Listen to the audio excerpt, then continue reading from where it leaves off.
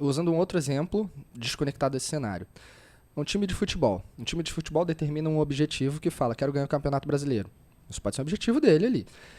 E aí ele vai ter que atribuir mais de um KR que podem, combinados, mostrar que ao longo do tempo você tem a chance real de alcançar aquele objetivo. Então, por exemplo, se eu tenho uma média no Campeonato Brasileiro de 2021 de cada time fazendo ali 2 gols por jogo, você pode determinar um KR que é a cada jogo eu tenho que marcar 3 gols. Isso poderia ser um KR. Subir talvez a minha taxa de gols de 0 para 3. Exato. Outro KR para complementar. Tomar no máximo 1 gol por jogo, sei lá. Ou não tomar gol a cada 5 jogos. Porque você vai ter um momento que tu precisa combinar KRs e não usar apenas um, com métrica perfeita ou imperfeita, seja lá o que for, mas combinar KRs para te aproximar do objetivo. Que dependendo do objetivo, ele pode ser mais complexo ou mais simples para ser alcançado. E aí vem uma provocação. Quantos KRs cabem para cada objetivo? É uma boa pergunta essa daí. O John Dora, ele costuma dizer que se você tem muitos key results para você acompanhar, e eu vou citar bastante ele aqui no nosso podcast, porque foi ele que foi a referência, né, que popularizou. Embora não nasceu dele, né? Veio do Andy Grove ali, o CEO da Intel, que também paga um pau, admiro pra caramba. O cara fez muita coisa, tirou a Intel de 5 bi para 50 bi, se eu não me engano, né? Ele fez a empresa ser revolucionária com essa metodologia também. Mas o John Dora, ele fala bastante, né? Que você pode ter no máximo ali 5 key results debaixo de cada objetivo. Se você está começando a trabalhar com isso agora, com a metodologia agora, talvez o ideal seja que você não passe de 2, 3. Por quê? Porque é difícil de você acompanhar esses números. Lembra que o propósito de tudo isso é empoderar o time e tornar a organização data-driven, ou orientada a dados. Se você já não tem o costume de acompanhar dados, se você não tem esses indicadores, imagina que você coloca 5, 6 métricas ali super desafiadoras de você encontrar esses números dentro da sua organização e medir e acompanhar ao mesmo tempo. Primeiro, que vai ser difícil de você levantar esses números. Segundo, se você não tem tanta experiência, você não vai conseguir dizer qual delas realmente melhorou ou resolveu o seu problema. Você colocou 5, 6 métricas ali e você não sabe dizer qual é a que de fato está impactando. Então, se você está começando, escolhe 2, talvez no máximo 3 ali, para você trabalhar, que é melhor e mais fácil de você acompanhar. E aí tem um ponto interessante. Atingi todas as minhas KRs, mas não cheguei a resolver meu problema, não atingi meu objetivo. Construa uma nova KR. Trabalhe numa nova KR. O importante da metodologia é isso que a gente precisa entender. A gente não pode usar ela como um sistema de gestão apenas dentro da organização.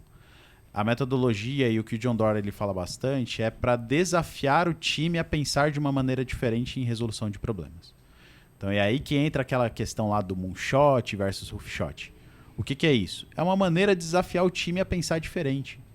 Se eu coloco, por exemplo, o time que quer ganhar o Campeonato Brasileiro ali, Série A, mas o time está na última posição, eu coloco que esse time ele vai ter que fazer 5 gols em cada rodada, sair de 0 para 5 gols em cada rodada. Aí é milagre. Porra, mágica. É mais ou menos o que acontece com os Scrum Master por aí. O cara cota, o cara faz uma sprint, uma classe por dia. E o Scrum Master agora vai fazer 5, bicho. E esse time que talvez ele tenha a pior defesa do campeonato, é o que está tomando pelo menos 4 gols por rodada, por jogo, é o time que também vai ter que ser 0 gols em cada jogo que ele participar. Cara, super desafiador, talvez impossível desse cara atingir. Mas o que isso vai fazer com esse cara? Vai fazer ele pensar assim, caraca, meu irmão, tenho que mudar alguma coisa muito séria dentro do meu time. Então vou ter que repensar toda a minha defesa. Quando ele não consegue aqui. nem pensar em algo viável. Mas eu tenho uma polêmica aqui pra fazer. Agora é essa hora que a gente começa a encurralar o entrevistado, né, Vitão? A gente falou lá no começo que, dando exemplo de tecnologia, o meu KR não deveria ser produtividade do time, mas o efeito que isso tem. Não é o equivalente a falar que o cara tem que fazer X gols? Boa pergunta. Mas aí eu volto a pergunta pra ti no seguinte. O que é valor pro time de futebol? Eu vejo diferente nesse caso. Porque o gol, ele é a chance mais próxima que tu tem de dizer, por uma quantidade, que você tende a ser campeão. Ou tende a ter vitória. Talvez o gol seja uma métrica imperfeita. O que ele quer acompanhar ali é o saldo de pontos que ele tá fazendo no campeonato. Sim, Pode ser isso. Mas como que eu vou acompanhar o saldo de pontos que eu tô fazendo gol. no campeonato? Fazendo gol. Fazendo gol e não tomando gol. E não tomando gol. Mas olha só, isso que tu falou ali, tô intrigado. Porque se eu sou o último da tabela e eu tenho que, sei lá, né, se eu quisesse sair daquela condição para campeão, eu tivesse que marcar 4, 5 gols e eu sou o time que mais leva gol, existe ali uma necessidade de gestão sobre o contexto para virar e falar, cara, isso aqui eu sou incapaz nestas condições que eu tenho hoje. Que é o que tu falou. Então, sei lá, troca goleiro, troca técnico, troca estratégia, troca sei lá o quê. Nem sempre a empresa, vamos transportar isso para o cenário de tecnologia, nem sempre a empresa que está se ferrando vai ter ou tempo, ou dinheiro, ou condições, sejam elas quais forem, para mudar radicalmente esse jogo. E aí ela tem que definir um objetivo intermediário para ela sair da vala e depois definir um objetivo maior por um outro período. Então, a gente trabalha com quarters ali dentro do jogo. Aí tu fala assim, não, o meu primeiro objetivo aqui, que vai ter alguns 3 KRs, o que eu posso fazer? O meu objetivo é sair da zona de rebaixamento. Que é um objetivo 1, que depois de X tempo alcançado por KRs acompanhados, monitorados, você vai e desenha outro objetivo, que agora é no próximo quarter. Eu nem sei quanto tempo dura o Campeonato Brasileiro. Tô dando exemplo de futebol, mas eu nem acompanho nada, tá? Mas tá bom o exemplo, segue aí. Mas aí o próximo quarter é, como é que eu consigo me qualificar ou me classificar para, acho que é Sul-Americana, ou Libertadores, ou sei lá o quê. Tá um pouquinho longe ainda, mas é por aí. Então é isso. Aí você vai progredindo por quarter até tu chegar a um objetivo maior. Né? Essa é a lógica, inclusive, de uso de OKRs, te permitir flexibilidade, adaptabilidade, adaptação diante de períodos menores de planejamento e execução. Só que qual é a bagaça? Tu começa o campeonato, tu começa projetando a visão lá da frente, mas tudo saiu errado no início e por isso nos 5 primeiros jogos tu já tá na zona de rebaixamento. Ou sei lá, 10 primeiros jogos, já tá na zona de rebaixamento. Aí o jogador olha aquela OKR e fala, ele já desmotiva. Fala, não vou alcançar essa bagaça. Tá fora da realidade. E aí, cara? Você aperta o botão vermelho daquela primeira série de KRs e fala que o meu objetivo inicial, meu primeiro, lá atrás de tudo, vamos ser campeão. Mas tudo dá errado. E aí, tu para aquele quarter e fala assim, botão vermelho, vamos repensar o objetivo.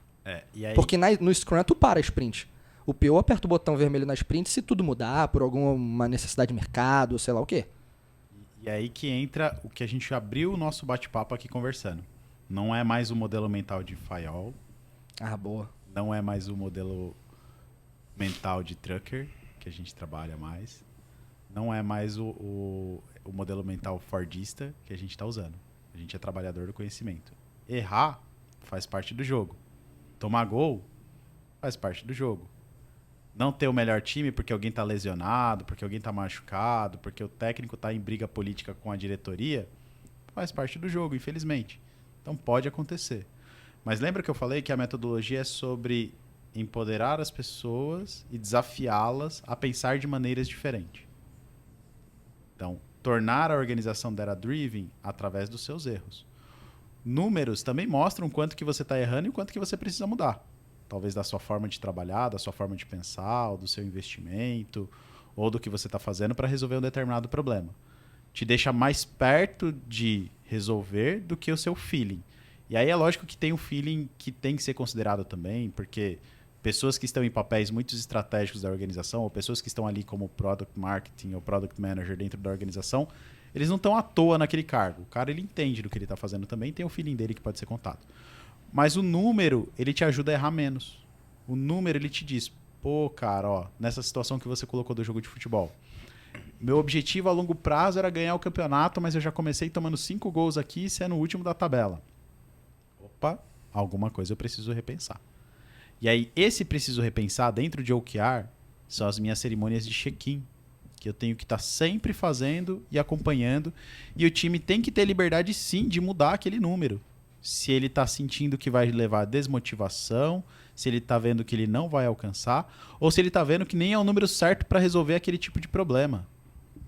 Então, ele tem que ter essa flexibilidade. Mas aí, novamente, muda a nossa forma de pensar, porque quando a gente coloca um key result, e isso talvez seja um erro dentro das organizações hoje que eu já participei e eu vi, a gente coloca esse key result como uma meta. E atrela essa meta geralmente a algum incentivo perverso como um resultado financeiro ou bônus, alguma coisa de alguém. E aí eu nunca posso mudar aquilo, Porque se eu mudar, significa que o time é mole, o time é soft, o time não está comprometido, eu estou facilitando a vida deles e não sei o quê. Quando na verdade não. É tentativa e erro. O próprio John Doerr ele fala no livro dele que você vai passar por 3, 4 ciclos até você aprender a usar a metodologia da maneira correta, a colocar os números corretos ali.